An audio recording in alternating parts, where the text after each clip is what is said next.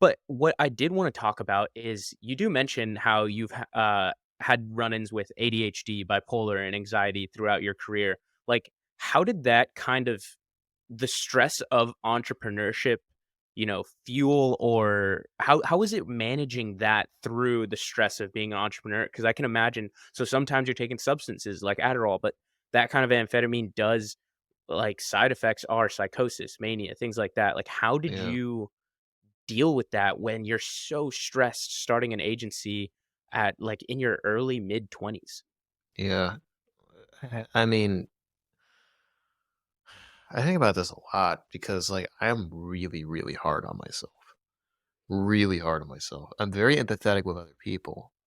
And uh I'm almost too empathetic, which is something that I'm actually learning. There's a great book, highly recommended if you're kind of if you A, deal with any autoimmune issues, or B, any serious mental health issues, and particularly if you're someone like myself who's like constantly feels like they have to be responsible for not only themselves but everybody around them. They're an Mm, overachiever. They overwork themselves. They're really hard on themselves. If you exist in that spectrum, there's a book that Dr. Gabor Mate just came out with called The Myth of Normal, and it's kind of like he's older. I think he's like 78, so this is kind of like his magnum opus of everything, and it's really helped me a lot. But so for reading that book, I've kind of been like reprocessing a lot of these things and looking back at like the whole timeline of, where my mental health issues stem from and how deeply rooted they are and how much of that, plays into the entrepreneurship and then how much of it is kind of like comorbid. And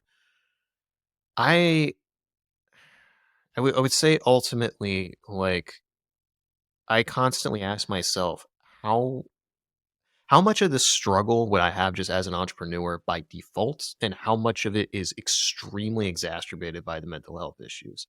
And how much of the mental health issues are baseline default to like I would have no matter what I did in my life?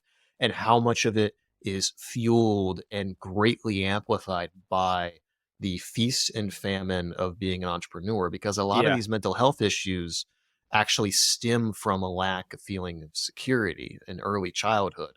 And these like ADHD and some of these other symptoms can basically be like coping mechanisms that your brain starts to form around due to feeling like you're in an insecure environment. And anxiety disorders, things like fibromyalgia, a lot of these stem from a lot of that, which is what I'm, been learning the last couple of years with going to the Cleveland Clinic and then people like yeah. Dr. Gabor. So I don't know. I look at my mental illness happy stack, if you will, and it's pretty daunting. And I my baseline reality is very, very difficult on a day-to-day basis because I not only have those mental health issues, but I also have an autoimmune condition that sometimes makes it hard for me even to get out of fucking bed. So I'm there in bed with severe inflammation to the point where I have really bad brain fog and I'm tired and I'm fatigued and I don't have the energy to do anything. Yet I have that voice in my head that's just like, you're fucking being lazy. You need to get up. You need to do that.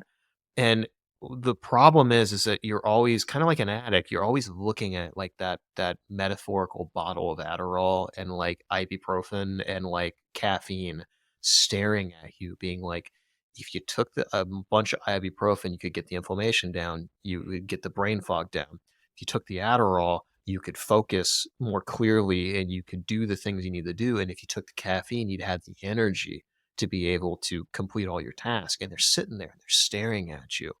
And but if you do that, it has severe consequences and it revs that engine back up and it actually makes it way worse because what you're doing is I think the old adage is like, drinking today like robs you of happiness tomorrow. It's like Yeah. it's the same concept where it's like you're giving up, efficiency today. It's like it's like in a video game you use like, the extra power up or whatever. Yeah. It's like you can do that, but in this case it has severe consequences. And, But it's like your I always character gets weaker in the next few yeah, levels if you do that kinda thing. exactly. So it's just like I have had, I occasionally do. I don't really have a lot of caffeine these days. I try to limit it as much. Like honestly, like the tea that I'm gonna be making today, it is actually non-caffeinated. It's actually pretty cool. It's from a small farm, and they actually process these tea leaves that are similar to tea, but they process it like normal tea. It's pretty cool. I'll show you in a bit.